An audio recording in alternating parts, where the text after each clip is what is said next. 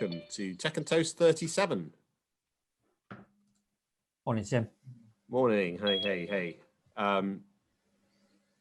Yeah, we're just gonna, as usual, leave it a minute or so just while everyone joins and gets their settings or whatever they need to do. Hopefully you can see me. Great to see you all this morning. And as I say, yeah, this is Tech and Toast number 37.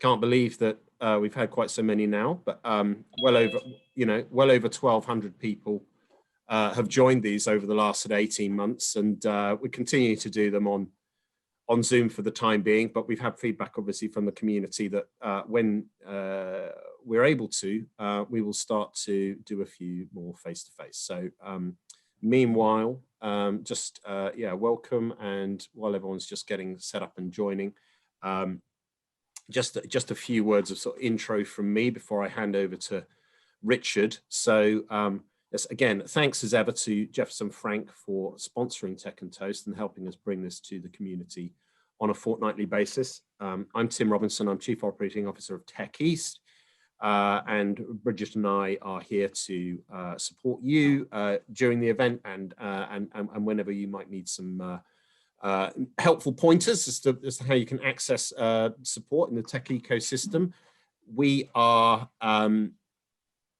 We're focusing today on one of the kind of core areas, I think, of where this East of England has competitive advantage, which is in healthcare and health tech.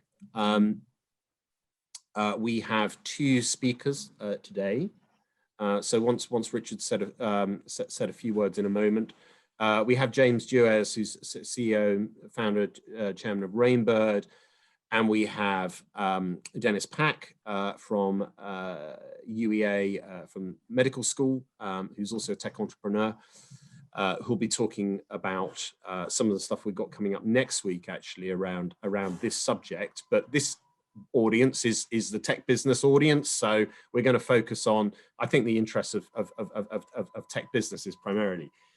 So yeah, we've got quite a lot to get through today. As ever, we'll try and land this dead on 10:30, so you can all be getting on with the rest of your Fridays.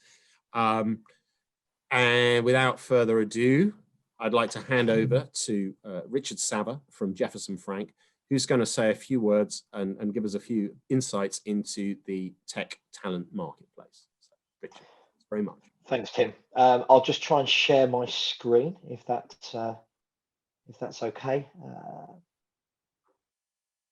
And just let me know if you can. That's great. We can see it. Yeah, you can see my presentation, yeah? Yeah. Oh, listen, good morning, everybody. Happy Friday. Hope everybody's not got sore heads if they managed to have a couple of drinks last night. Let me just go through just a few slides just to let you know who we are, let you know what we're about, and try and dispel this myth that all recruitment companies are bad. Look, I work for Jefferson Frank, so we are the market leaders within the AWS and tech market. So by that, what I mean is we are actually AWS accredited. So we're the only recruitment company that are. So we work very closely with AWS in terms of being a partner to them, not just a recruiter. So we work with them on many events. We do lots of things like Tech and Toast, where we sponsor, where we get involved, find out what's going on within the market. So we like to think we're slightly different to the other companies.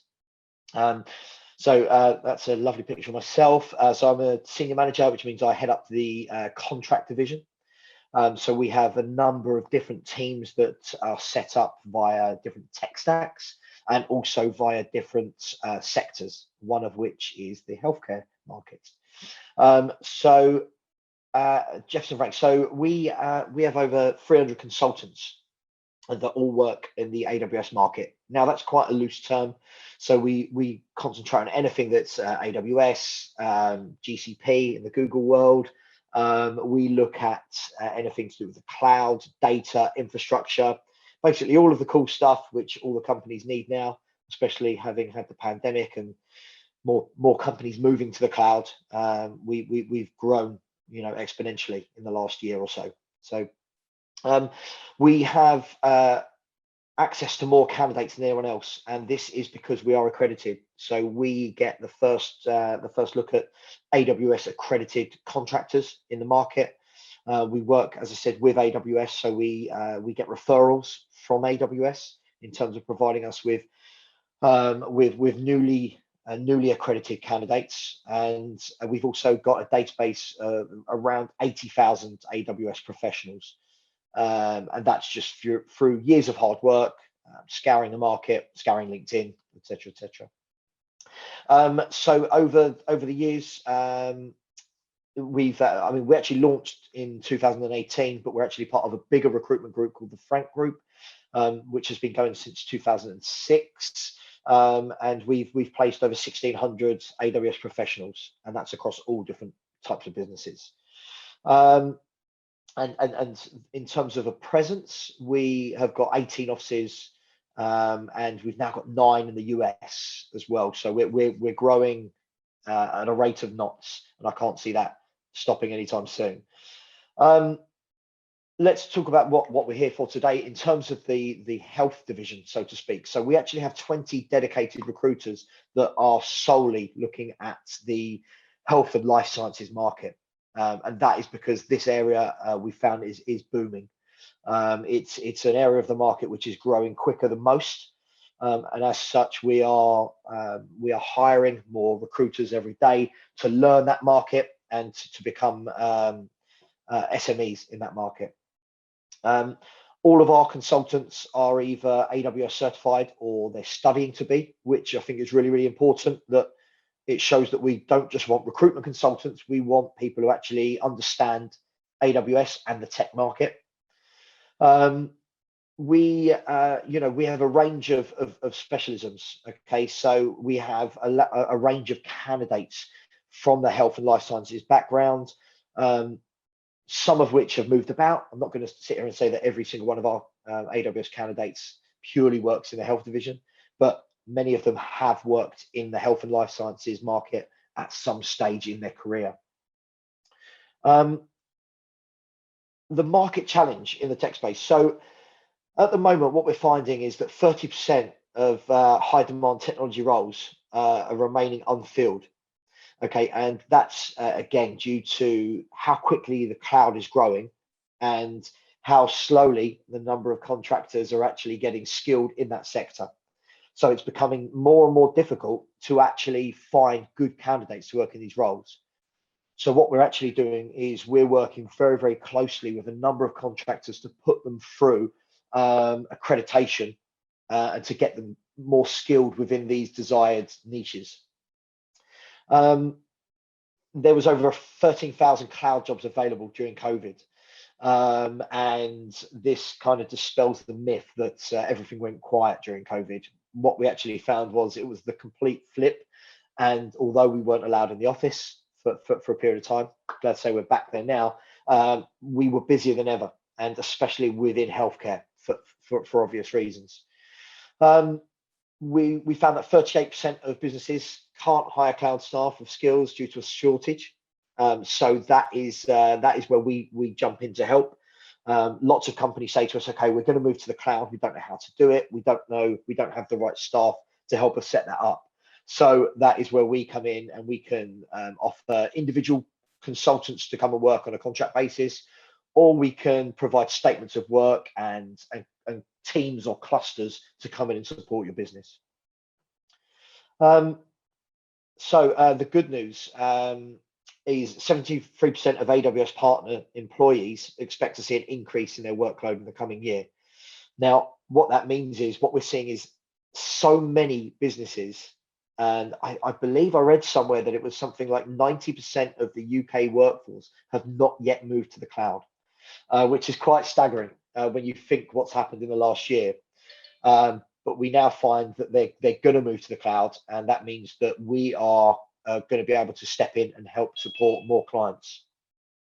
In terms of why people are looking to move into healthcare companies, we're finding that obviously the last year, and I don't mean this in a disrespectful way, has shown that the healthcare industry is more important than ever. There's a huge reliance on healthcare companies. and that has been demonstrated because of the pandemic. So there's stability in there. There's high growth. We're seeing more and more products being opened and used by healthcare companies.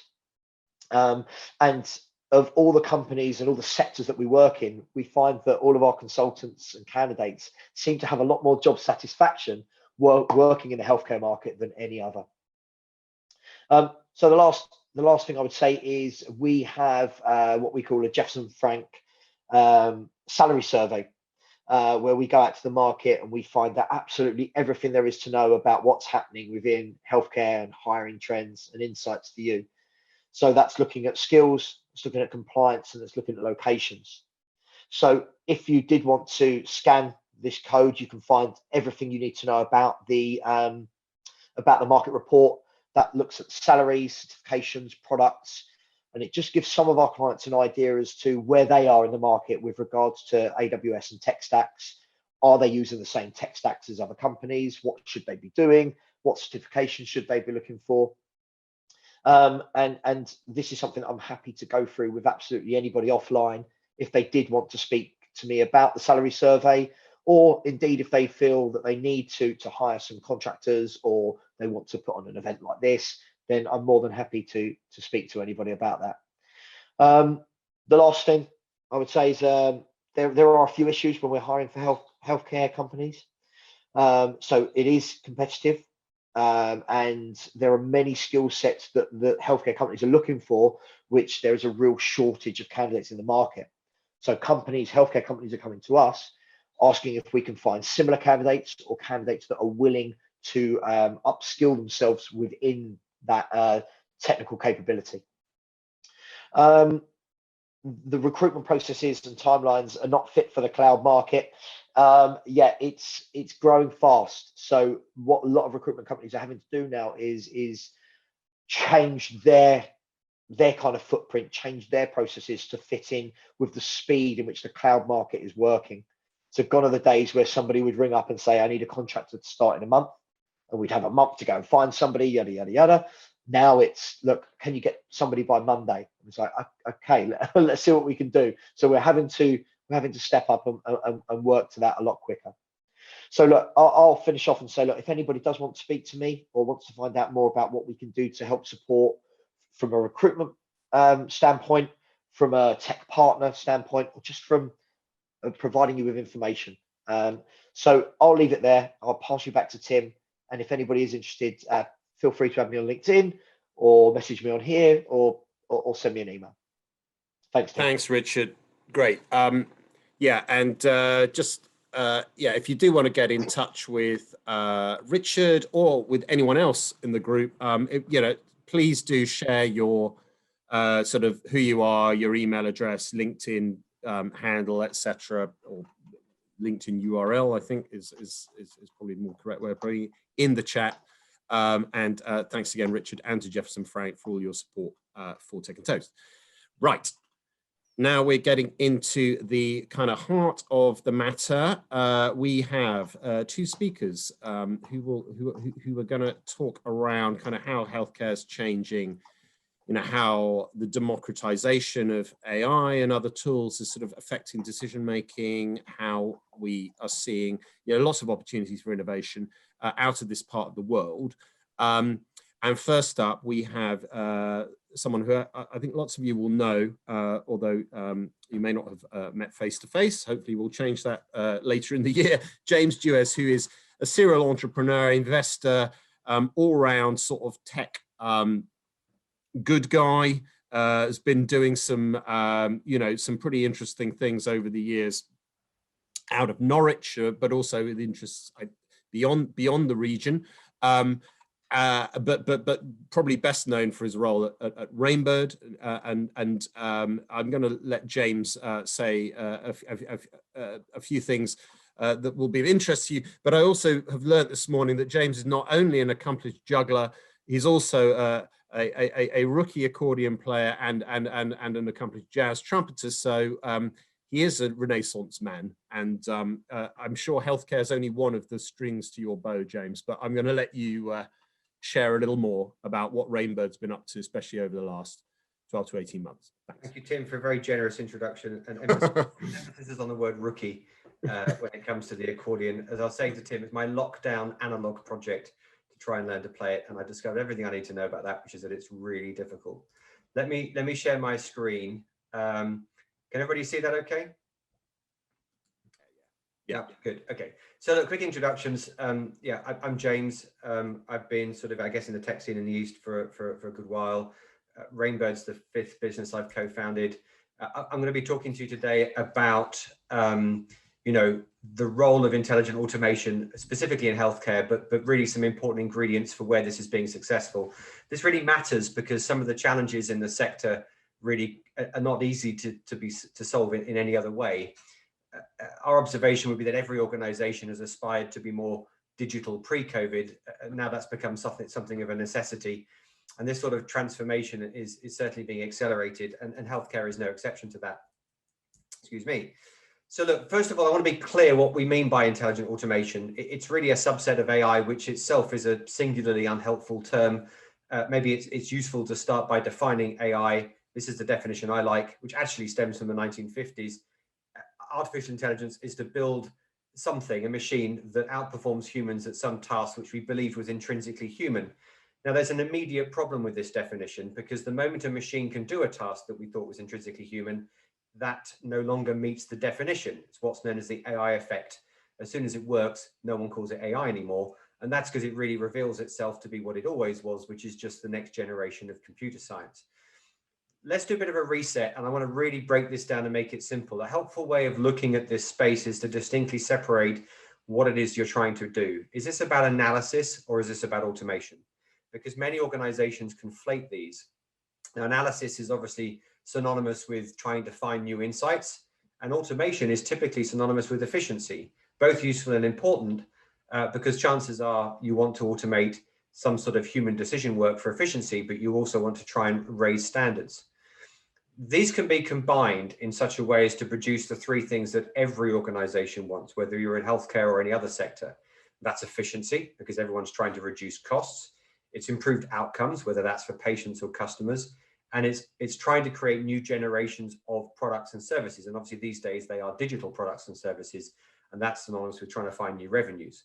Now, we have a formula for this at Rainbow, which I'll be sharing with you during the talk, but we have to ask ourselves, why is all of this important? Well, it's rare that a category of technology that can deliver, comes along that can deliver all 3 of these things, even if that's not always in the same use case, but intelligent automation is that category. I'm going to tell you about a quick non-healthcare use case that you might relate to. I imagine you may periodically get fraud warnings on your phone about your use of your credit or debit card. Some statistical machine learning algorithm has seen a glitch in the matrix and thinks there's fraud on your card, and the chances are there probably isn't. In fact, there are so many false positives thrown by machine learning algorithms that banks use humans, typically in large teams offshore, to go and check what those algorithms have flagged before they bother contacting you. And in fact, something like 95% of these red flags are false positive. Intelligent automation, in this case Rainbow, was used to create a fraud tool that synthesized what the humans were doing. And that actually led to an outcome where that process could be done 100 times faster. It actually took it from being 12 minutes down to 8 seconds. And actually it was 8 seconds rather than 8 milliseconds, because the technology was working with the humans in a sort of a symbiotic process. But actually it improved the quality of those decisions by some 25%. Now, that all wrapped up to a 60% reduction in fraud processing costs and better outcomes for customers. What I think is most incredible about the project is it was built in weeks, and it was created by the people who were the beneficiaries of this task. Now, it's important in this case that the experts were central to the process of making the tool. Now, this sort of technology has been used in financial services and tax and law for a little while, but the same technology is now being used more and more in healthcare settings. The fact that the experts are involved is important, because these tools have gradually been democratized to the point where, domain experts, subject matter experts, the business, if you like, can take advantage of them. There's been a proliferation of no-code, low-code tools that's moved generally the process of creating software from being something that was entirely in the IT lab to something that is now much closer to the business. And AI and intelligent automation has followed that trend. This matters because when technical people i.e. developers, and business people or clinicians get together to try and develop a solution, an awful lot gets lost in translation. So organizations, including actually, certainly since COVID, as far as Rainbird's concerned, many NHS trusts and other healthcare organizations, universities, others, are adopting tools that are horizontal capabilities. Intelligent automation platforms that can be used to solve multiple problems. And this then is spawning centers of excellence and the creation of teams that are able to wield these low-code tools to much more rapidly solve, business challenges, not just the big strategic projects, but the tactical stuff as well. Now, positive side effects of platforms is that they help organizations avoid the next generation of technical legacy, because ultimately in the long term, platforms beat point solutions. They enable organizations to more easily build, integrate, and maintain solutions within that platform's ecosystem, rather than buying a whole series of separate tools that do one narrow thing and then have to deal with the legacy of tying all of those together. I want to put a spotlight though on machine learning, i.e. the creation of statistical predictions, and why rules-based AI still has a role to play. Now, for those who don't know, machine learning is building an algorithm from historical data that we may consider to be predictive. As an example, you can easily build an ML algorithm that can predict how likely you would be to survive the sinking of a repeated Titanic disaster based on the historic events. You just pipe in all the data. It's actually out there. I think I think it's on Kaggle or somewhere. There's an open source data set of everything you need to know about who's on the Titanic. You can pipe that data in, and the resulting algorithm will predict how likely you or anybody else would be to survive. And actually, the outcome is that you really want to be a first-class passenger, preferably a woman rather than a man. Failing that second class, you wouldn't really want to be a third-class passenger, and you certainly wouldn't want to be crew.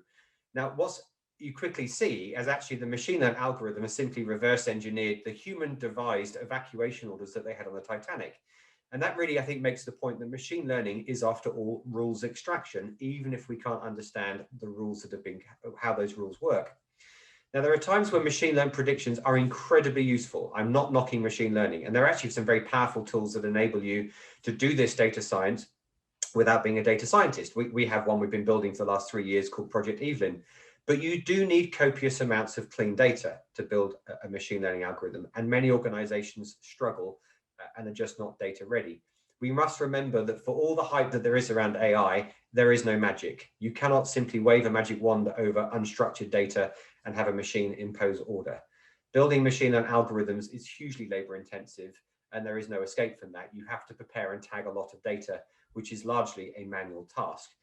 Actually, it was one of the senior partners of one of the big 4 companies said to me, James, it's a bit like climbing Everest. You need 10 years experience just to get to base camp, and then you need specialist equipment, people, time, money, and a lot of faith. And if you can get to the top, it's a fantastic view, but most people die on the way up. There's also the challenge of bias. Everybody understands bias, but not everybody realizes just how many types of bias there are. According to Gartner, over 500. My personal favorite is the IKEA bias, which says you give disproportionate value to things that you've made with your own hands. Now, these will make it difficult to create machine learning algorithms that are accurate and fair, or more simply, don't break the law, because bias is embedded in data. It's actually the central topic of a new Netflix documentary called Coded Bias, which I would recommend. There's lots of examples of this out there, not least of all the Apple credit card debacle in 2019. But the problem is everywhere, and actually it's really bad. Harvard Business Review estimates that only about 3% of business data is clean data, and a new MIT study found that the top 10 most used machine learning data sets are actually riddled with errors. So there are lots of issues of trust because machine learning is not readily interpretable. How do you know for sure if it's right if it can't explain itself? Transparency is extremely important for any organization considering AI and automation. Now, while much progress has been made in making machine learning more interpretable, and we've certainly been working on that, I think it's important that we just recognize machine learning as an analysis technology, not normally an automation one, usually. I mean, Netflix use machine learning algorithms to predict what film I should watch next. But given I like watching zombie films and my daughters like watching mermaid films, it gives me very strange predictions. Now, Netflix may pay a commercial price if they get that wrong, but there's no regulator that's overseeing them. As soon as you start thinking about using machine learning for making decisions that impact a human in healthcare, or for that matter, financial services, insurance, law, you better be able to explain how that decision was made, or regulators will have something to say about it. So I think it's important that we don't confuse a prediction with a judgment. Machine learning is predictive. It still requires typically a human at the end of the process to bring the judgment. So then that raises the question, can we automate judgment? Well, traditionally, we've tried to automate human knowledge with decision trees. Now, these are, they're business friendly, they're very quick to build, at least initially, but they are exceptionally limited. They don't scale well, and they can be very expensive to maintain. Now, many organizations have challenged between their use of linear decision trees and robotic process automation, RPA, and their adoption of machine learning, or sometimes referred to as black box AI for the reasons I've described. These linear tools are excellent at orchestration and automating simple tasks, but that doesn't extend to probabilistic human-like reasoning. Machine learning algorithms are probabilistic, but they're not explainable. And it's always felt like there's been a gap for a technology that can make complex decisions, but also be entirely explainable. And that's really where we sit. We're a decision automation platform, and to some extent, to synthesize human decisions in an explainable way has really been at the forefront of AI. So it's now possible for non-developers, i.e. mere mortals like the rest of us, to build more holistic representations of knowledge, which can be used to apply judgment at scale. And just very briefly, let me explain why this works. We all make between 15 and 30,000 decisions a day, if you include the trivial ones like who's going to put the bins out. We hold rules in our head. These are the result of our formal education, our experiences with others, the rules we have to do our jobs by. We seek data to try and judge, and if we don't have enough data, we ask questions, or we maybe commission tests, and then we make an inference. We may talk about our decision-making process as, I have this feeling this is right, or this is my instinct. These are all false labels for actually what's a mathematical process. And because it's a mathematical process, it can be replicated by technology. We do this not by building decision trees, but by building knowledge maps that are reusable and when queried can explain themselves.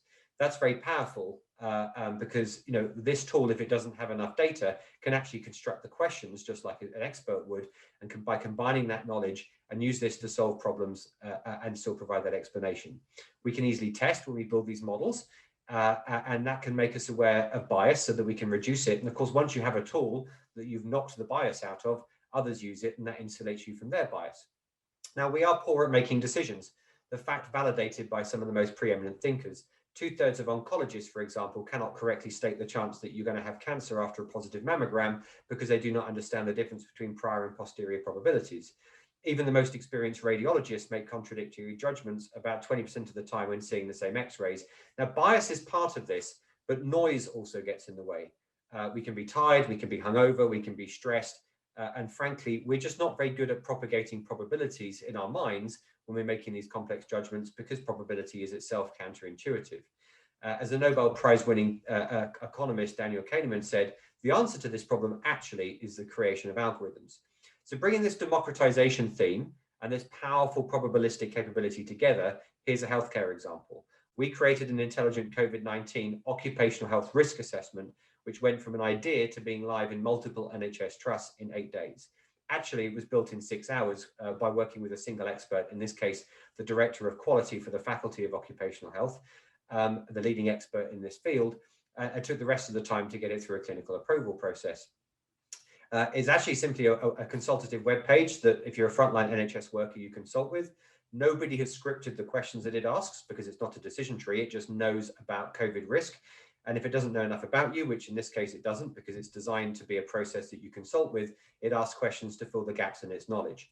It then creates a series of PDFs for different audiences and distributes it to them with instructions on what they should do. So, my manager gets a report that tells them how to mitigate my risk without giving away all my medical secrets, but a full-blown medical version goes to my doctor. Now, this is perhaps the smallest example of a Rainbird project that we've ever built, but it's one that may well have saved lives. And it's only possible because this category of technology can make complex inferences like we do. So the formula that lets organizations achieve the 3 things they really want, that's efficiency, improved patient outcomes, or customer outcomes, and the creation of new digital products and services, is to recognize that prediction, which is, let's say synonymous with machine learning, plus judgment, which is really rules, whether they're human or something like Rainbird, is how you get to truly automated decisions that are transparent. Now, this all works best with technology and humans working together in what we call human in the loop.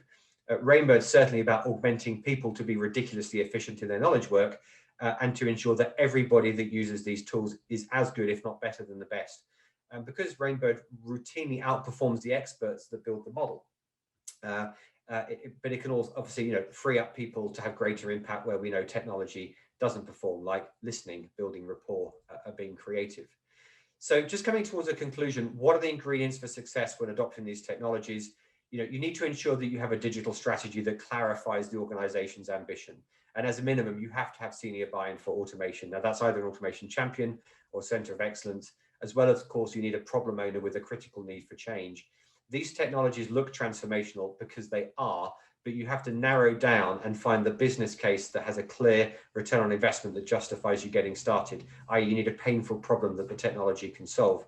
You need to actually try and improve the organization before you try and transform it. Starting small has its benefits, because when that first project has impact, I guarantee it will scale quickly because you'll have developed this new capability to transform yourselves. You have to be clear on what you're trying to achieve. Are you trying to make predictions based on historical data? Are you trying to automate an inefficient process? Are you trying to change the quality of a patient outcome? Are you trying to invent something new?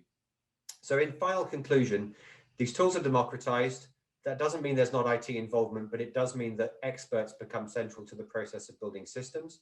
Intelligent automation is not something to be feared. It's actually, with that democratization, is to be embraced, especially tools that are focused on transparency and auditability. We have a community platform now where people can use our technology freely to help themselves. We should recognize the difference between analysis and automation in that formula. We can do more than use data to build algorithms that we apply to humans. We can empower humans to build algorithms that we can apply to data. And we can apply human judgment at scale to create automated decisions which are probabilistic, because at the end of the day, the real world, especially in healthcare, is all messy shades of gray. It's not black and white, but are also entirely explainable. And we can do this by amplifying and empowering the best people. Thanks for taking the time to listen to me. Really appreciate it. And back to you, Tim. Thanks, James. Wow. Yeah, you promised to, to keep to time. That was a huge amount of huge amount to absorb, I think. And we will make the recording of this Tech and Toast available afterwards if you want to go back and listen to James talk again. It's always very, very clear. I think that Everest Base Camp analogy, where as an organization you've sort of got to you've got to do quite a lot of preparation before implementing the tech in order to get the most out of the tech and for it not to fail or not deliver the return on investment. It's a very good one, and I think that leads rather neatly onto the next topic, really, which is entirely linked, which is about what is the level of readiness for the NHS and the healthcare system in the UK to absorb and leverage tech, artificial intelligence, computer science, and I'm very pleased to be able to introduce Dr. Denys Pak from UEA, from Norwich Medical School. Denys and I have been working behind the scenes over the last few months to put together a mini conference on healthcare challenges, digital solutions, which is next week, next Thursday.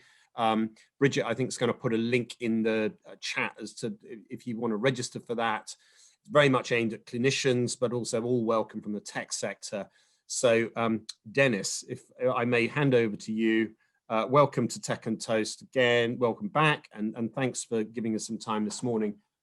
You're gonna talk a little bit about the big picture, I think, of the healthcare sort of market and where tech's fitting in. So, Denys. Yeah, thank you, Tim, for the introduction, and I also wanted to say thank you to James. You touched on so many important points with AI, because one of my actually areas of interest is sort of the reality of using the AI in medicine now, and I worked on NLP and image recognition. And I think you're just spot on with the issues with the data, with clean data, with realistic usage, and I think we should follow this up, which I will see next week anyway.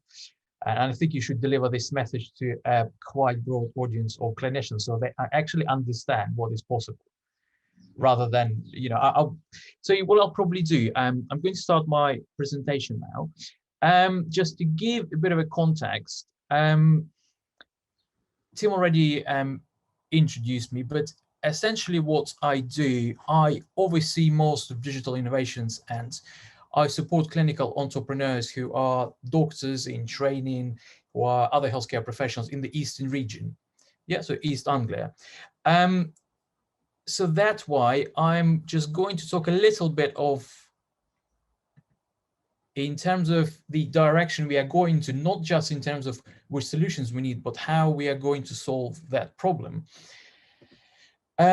So there was a recent shift, relatively recent, about 5 to 6 years, from NHS England and Health Education England in terms of how we develop innovations in the NHS. So previously what used to happen, we would get tech companies coming in and just offering solutions, and then technicians would be, then clinicians wouldn't have much idea actually of how they work, what they do. And they would just go and say, yeah, well, looks quite good, you know, sounds great, good pitch. Then we take them on board, and then what happens, we actually do realize after some time they don't quite solve the clinical problem. And then on the other side, we had clinicians with quite good ideas, but they would not necessarily have the skills or the time to develop any solutions. And therefore, there was a bit of a gap in terms of problem solving.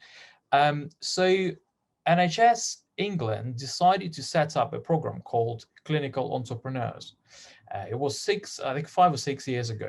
So what their program is about is actually a slide from their presentation.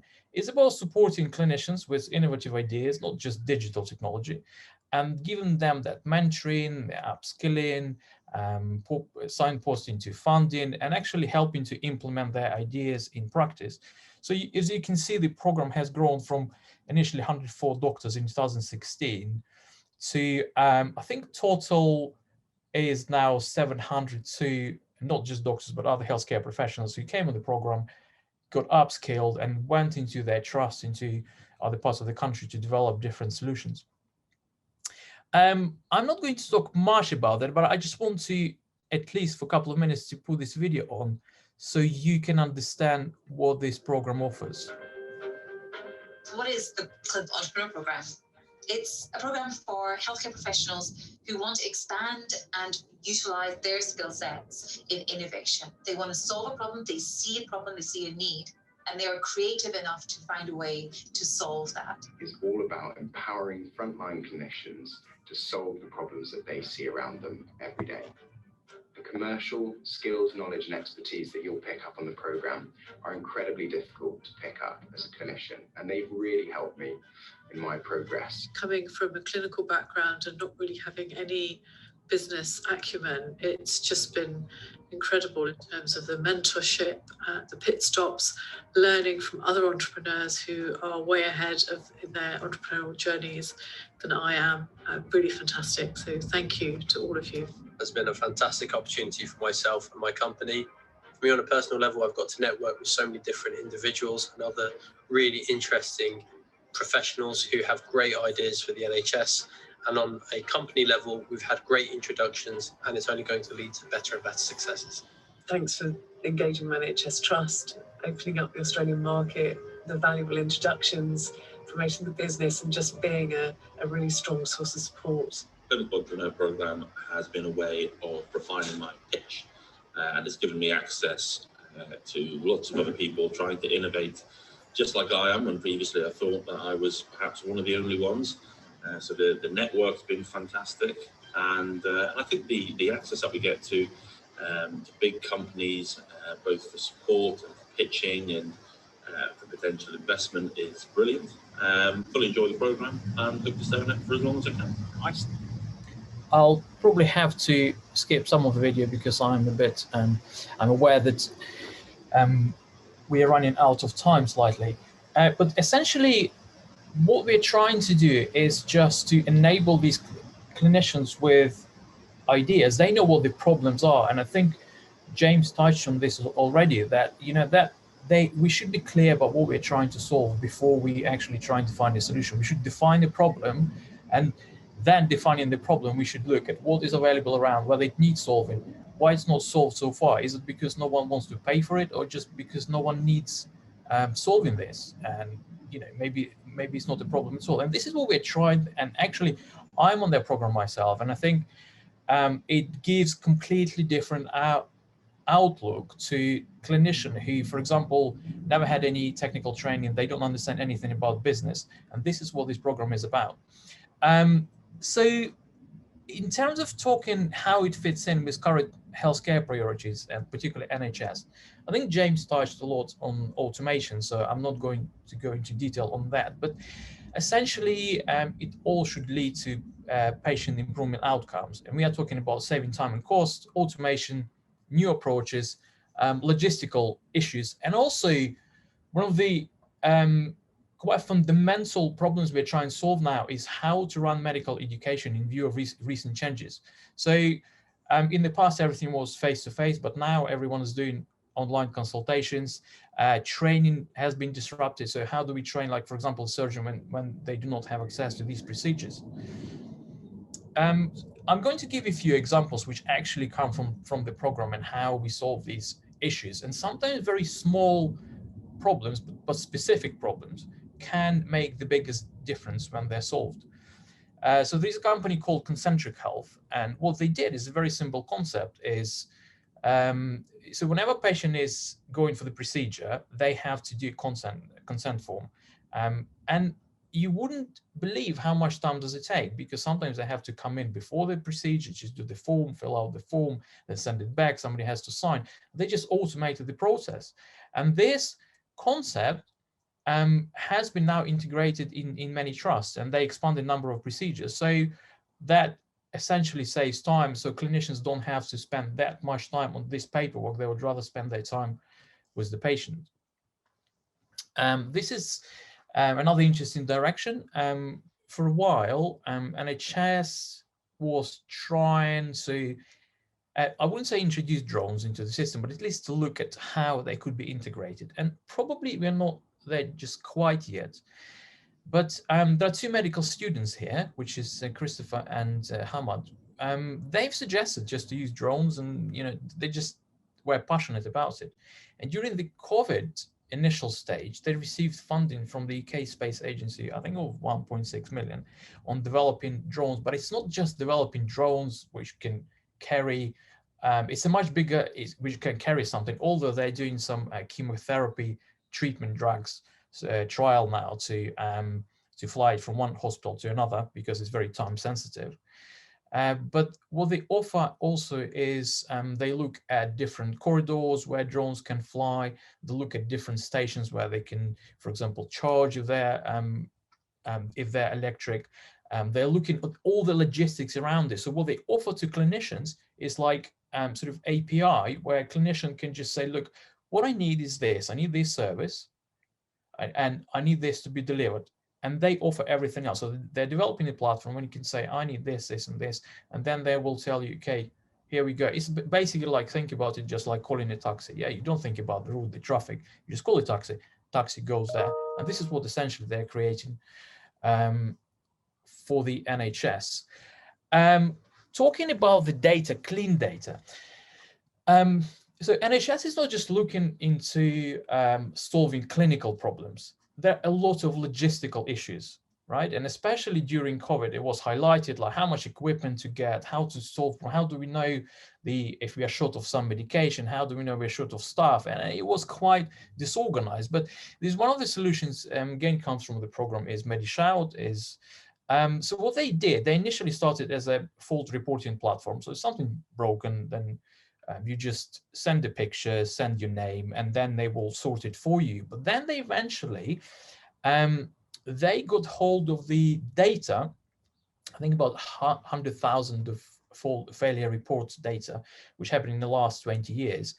And by analyzing that data, they managed to actually predict when the, for example, ECG machine will break. So, if you have an ECG machine in A&E, it is used very frequently. So that's why it will break faster. And this is another example of very useful tool, and which is using quite clean data. And this is what was helpful. But one of my favorites, probably in terms of education, is we have to think how we're going to upskill and train our doctors. And what this company, Elliot, did, they're thinking about future medical training. So I'm not going to talk about it. I'll just put this literally about 20-second video, and you will understand what it is. So this is a very realistic, a virtual reality simulator. It is combined with a real model. So this is a appendectomy. So the doctor can use laparoscopic tools and can see actually live what that doctor is doing, And if it casts through the vessel, for example, in augmented reality, the doctor can see bleeding, where the bleeding goes. And as you can understand, it expands massively the training capabilities, because you can be assessed by somebody from London and you're based in Norwich. And I think this is probably one of my favorite innovations at the moment. Hold on, let me just move on. This is just a list of the companies. So I'm going to skip this slide because we are a bit short of time, and probably move on from here to our next week's event, which is, this is what we're trying to do.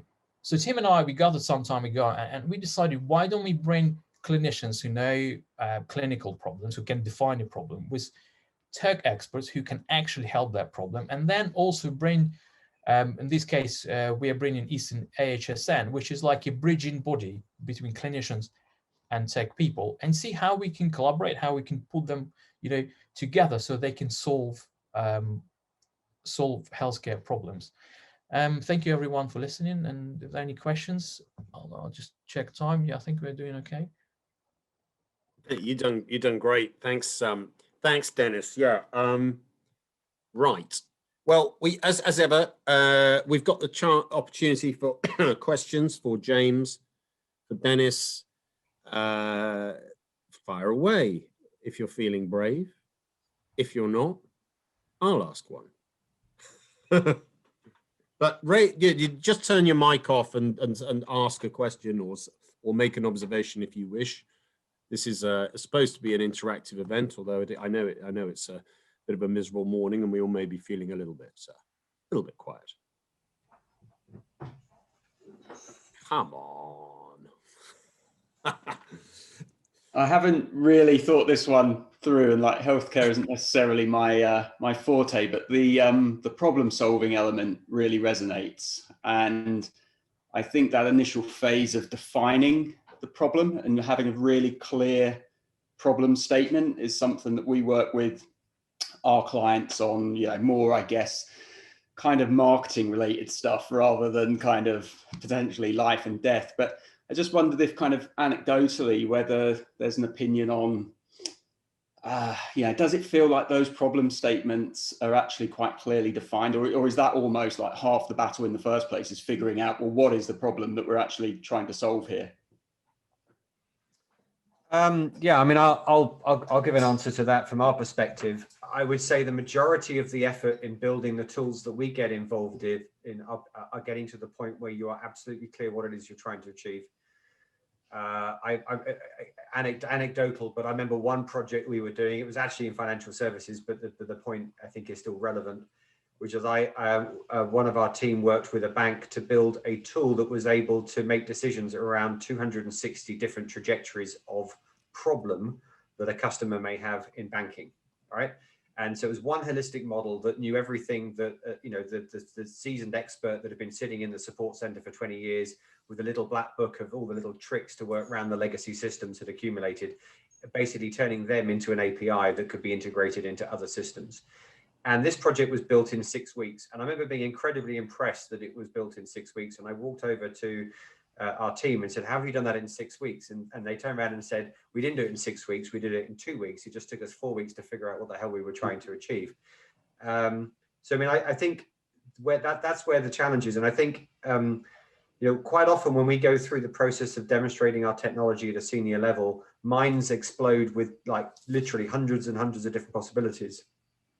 You can't justify and should not justify an investment in a technology.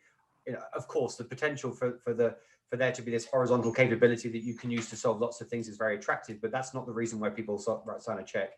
They buy the technology because they have identified a specific place to start that's going to give a return on investment, and it's the service design or solution design process at the beginning of that, which is actually where the lion's share of the effort. The tools themselves are very quick to work with. Obviously, I'm talking on the automation side. The ML statistical stuff can take a lot longer, but yeah, that was my view. Great question, Rich. I mean, I think it's this whole question of innovation.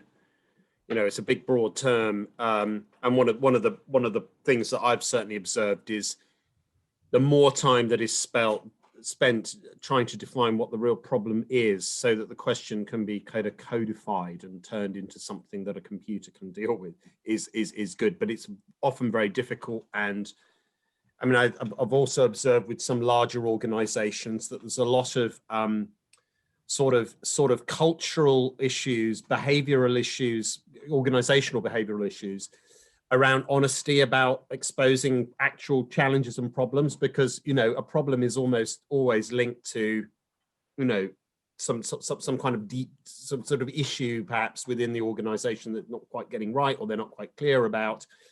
And obviously that you then run into managerial self-defense mechanisms and cultural issues and all that. So if hopefully next week's event is going to sort of help to kind of demystify that and create an environment of openness and honesty, because that's what's going to lead to collaboration. And, you know, Denys and I have been trying to make sure that the businesses that come and talk about what they've been doing, as well as the speakers from the clinical side, are all, you know, humble and honest enough about saying, you know, this is not a solved problem yet, and it's not to do with blaming any part of the system. It's just a recognition that things are changing. Yeah, I guess sometimes once you've lifted the lid on problems as well, it's kind of like Pandora's box, where it's then like, well, which one do we focus on first? You know, and kind of tugging at threads will sometimes reveal that there's almost sort of more layers to those problems. And I think that's where sort of my experience is really almost choosing the right problem, or I guess the priority problem. But in the process of sometimes solving that problem, you're then coming up with solutions that would be applicable to other problems. And anyway, I think defining the problem, it is very important. And I've seen so many solutions coming and going because they look great, but they just don't solve the problem. They look very appealing. And like one of them was like 4 years ago, there's a company offering, they got a lot of funding, and they were offering automated detection of stroke. And then it went like, wow, on the news. Can you imagine? You can just detect that somebody had a stroke, and then they can be treated. Well, the problem there was, we don't really need prioritizing these reports, because once it's visible on the scans that somebody had a stroke, there's not much you can do. What we do really need, somebody with stroke symptoms saying that they actually haven't got any changes in their brain, so there is no damage there. So unless you're an expert in this area, you wouldn't know what the problem is. And this is just going like, for example, James touched a bit on expert systems, at least mentioned them. And I think the problem with expert systems, as experts, we don't quite know how we make these decisions ourselves. We do make the decision, we think is because we've done some studies and seen some people. Well, we don't know what was the, you know, what the framework for it. Because, I mean, it goes into sort of our psychological biases, but also there's something called like System 1 and System 2, which is System 2. System 1 is, you know, when you're driving, I'll give you an example. When you're driving, then you don't really think about, you know, just avoiding some obstacle. But if you get a busy roundabout in London, you stop and you have to think about it, that you switch on System 2. So with System 1, you don't know how you make the decisions. Although, as James said, you're making 15,000 to 30,000 decisions a day. So that's, I think, also quite interesting.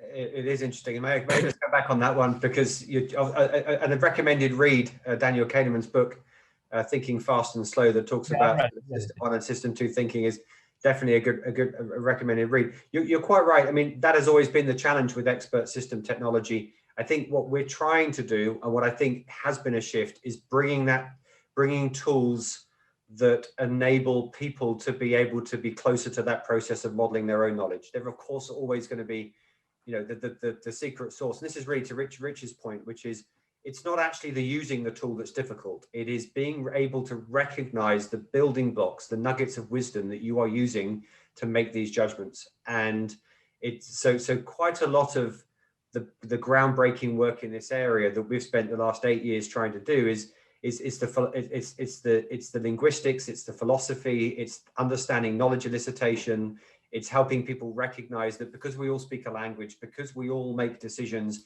we have the innate capability to recognize better how we do that, but we need to be taken on that journey. And I think we're starting off in a position where there is this insatiable demand to automate, It feels high risk, expensive, and difficult. Lots of people are confused or feel inadequate about their ability to do that, and they don't even necessarily recognize the problem that we're trying to solve as even being solvable. And I think it will take many years more. I mean, I personally think the peak of this is a good 5 years away. I think we're at the beginning, not at the pinnacle. But there are, so a lot of it is the sort of the softer building of frameworks that enable people to think the right way, to be able to get the maximum view, and then actually combine that with these very powerful statistical methods. I mean, we don't believe in human down over data up. We actually have solutions in both. And I think ultimately long term, being able to build predictive algorithms, combine that with the corpus of human expertise through experience in a hybrid solution is actually where most of our research has been. And I think that's a really exciting area.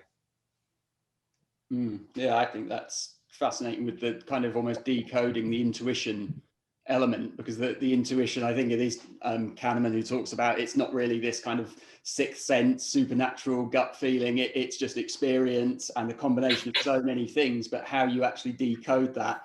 And I was thinking, how do you feed that into an algorithm? But if you're saying it would be more of a hybrid solution, then yeah, that's kind of fascinating. Yeah.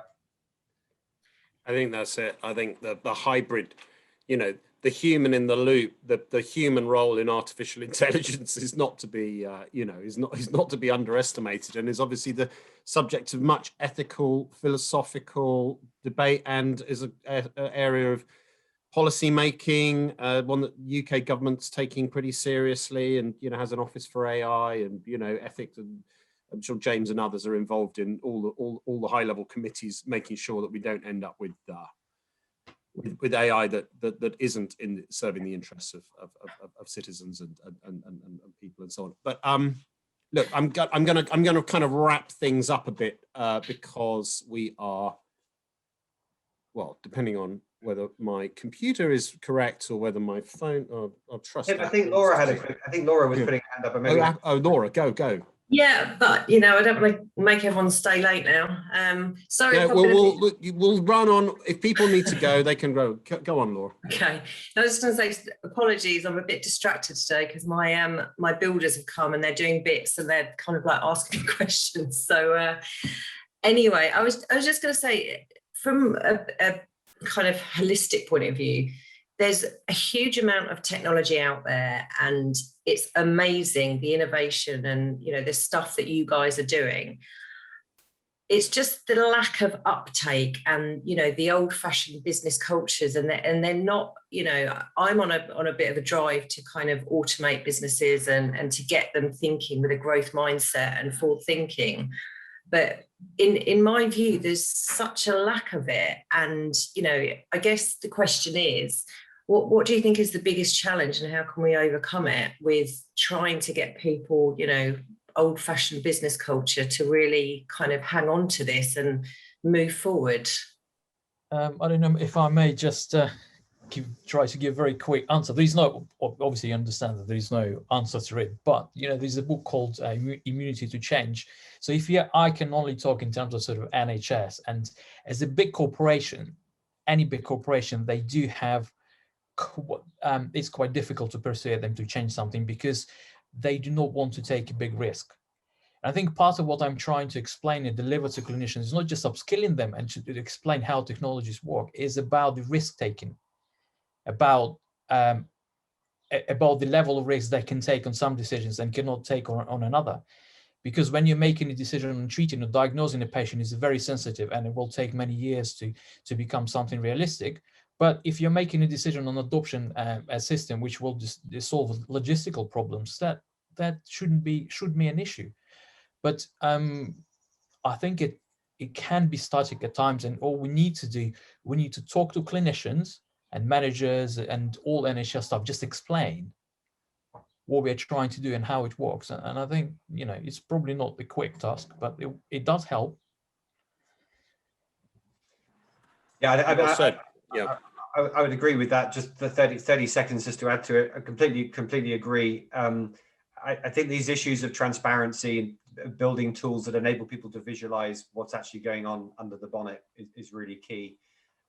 And it's a process of education, and it will take time. And there are definitely people that are not ready. But I think the other point that Denys said that I would agree with is that I don't think in the UK whilst there's appetite for using these technologies to support the decisions of clinicians, it's definitely a hot area. Using these technologies, I mean, we're doing things like reprioritizing waiting lists, doing these risk assessments, which are effectively kind of mid-office processes that sit behind supporting other areas. This is, I think, the area where making progress in these areas is going to build the confidence. I think actually the attitude in the US is a little bit different. I think I had a commentator there recently say to me, they don't think it's many more years away from a clinician being found to be clinically negligent if they don't consult with an AI on a diagnostic decision. We'll have to see. It's going to take time. Interesting. Well, that would be quite a significant thing. But I suppose it's no different from looking up the right things in the right reference books if you're, and consulting stuff. But yeah, wow, that is an interesting and thought-provoking point on which to end.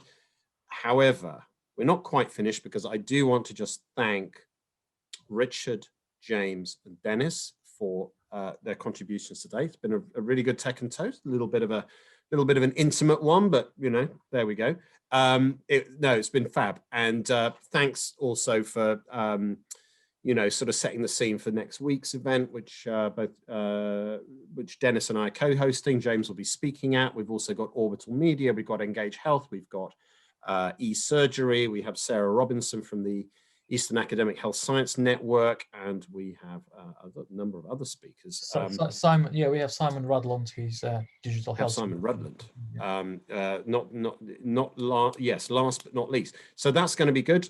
Joint between Tech East and UEA. We'll be back in 2 weeks' time with Tech and Toast 38, which is on the very timely topic of the new East of England 12 Clusters of Tech report, which was published yesterday. And I'm just putting a link to that in the chat. If you haven't seen it already, it's a good read. It features 18 really interesting, really important businesses across Norfolk, Suffolk, Cambridge, Essex. It's got the sort of leaders, as it were, in the region. It's got scale ups. It's got ones to watch in terms of growth stories. It has focuses on artificial intelligence, health tech, and net zero, which are sort of three of our strong areas as a region. It is a good read, and please do check it out. Share it on LinkedIn or Twitter or your platform of choice if you find it interesting. And thanks to the team at London Tech Week and at the UK Tech Cluster Group, and to Bridget and various others, Definitive, for putting that together. So something to read over the weekend. We've also got links to two books mentioned, Thinking Fast and Slow and Immunity to Change. So this is not a book club, but it kind of is. We'll see everyone in 2 weeks for the 12 Clusters of Tech report. We have some of the businesses from that report speaking. It only remains for me to say have a good day and have a great weekend. And thanks again to our speakers. And we'll see you in 2 weeks' time. All the best. Thank you. Thanks, everyone.